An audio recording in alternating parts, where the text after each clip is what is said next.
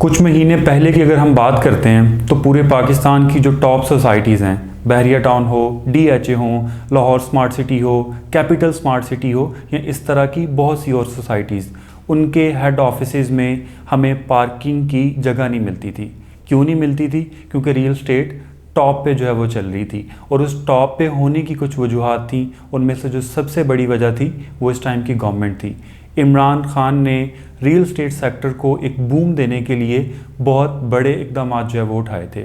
उन इकदामात में आप ये देखें कि दुनिया में कहीं भी आप करप्शन को 100% नहीं रोक सकते। पाकिस्तान एक ऐसा मुल्क है जहाँ पे लोगों के पास बड़ी तादाद में ब्लैक मनी है। तो इमरान खान साहब ने सबसे पहले जो रियल स्टेट सेक्टर को और वो लोग जो ब्लैक मनी वाले थे उनको टैक्स नेट में लाने के लिए उन्होंने ये ऑफ़र पेश की कि अगर आप रियल स्टेट में एक सर्टेन टाइम तक इन्वेस्ट करने जा रहे हैं तो आपको मनी ट्रेल जो है वो नहीं देनी होगी। उसके बाद नया पाकिस्तान हाउसिंग स्कीम जैसा एक बहुत बड़ा प्रोजेक्ट स्टार्ट किया।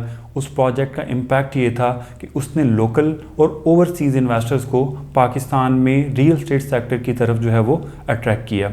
इस अट्रैक्शन की और एक बड़ी वजह ये थी कि 90% आप कह लें कि इसमें टैक्सेस जो थे वो वेव ऑफ कर दिए गए।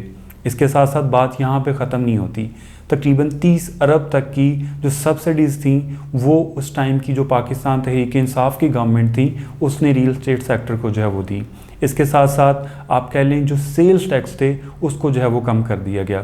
आप कह लें कि ज़्यादा पुरानी बात नहीं है। जिन सोसाइटीज़ का मैंने स्टार्ट में ज़िक्र किया है, आप उन सोसाइटीज़ के डीलर्स के पास जाते थे, उनके ऑफिसेज़ में जाते थे तो हर दूसरे बंदे के हाथ में अटॉर्नी नज़र आती थी, पावर ऑफ अटॉर्नी। उस पावर ऑफ अटॉर्नी का मतलब क्या था कि जो ओवरसीज़ हैं वो पाकिस्तान में बाइंग और सेलिंग उस टाइम बहुत बड़ी तादाद में कर रहे थे, और उसका फ़ायदा डायरेक्टली पाकिस्तान को हो रहा था कि पाकिस्तान के जो फॉरेन रिज़र्व्स थे वो बढ़ रहे थे। यकीनन ये हमारी जो एक कौमी माशियत है उसमें एक बड़ा पॉजिटिव रोल जो है वो अदा कर रहे थे। बट जैसे गवर्नमेंट चेंज हुई, हमने देखा हमारे ओवरसीज़ का जो एक ट्रस्ट था, एक तो वो ख़त्म हुआ, रिजीम चेंज ऑपरेशन हम जिसको कहते हैं। उसके बाद आप कह लें कि जो नई आने वाली गवर्नमेंट थी उसने डिस्करेज किया रियल स्टेट सेक्टर को लेते हुए। सुपर टैक्सेस लगाए गए और सेल टैक्स लगाए गए। जो टैक्सेस 2% थे उनको 7% तक ले गए, और जिससे हमारी इकॉनमी तो रिवर्स हो ही रही थी, उसके साथ साथ मज़ीद चीज़ें रियल स्टेट को लेते हुए भी रिवर्स हो गई। तो ये एक ओवरऑल एनालिसिस था। नेक्स्ट वीडियो में हम एक नए टॉपिक के साथ आपकी खिदमत में हाज़िर होंगे। टिल देन, अल्लाह हाफ़िज़।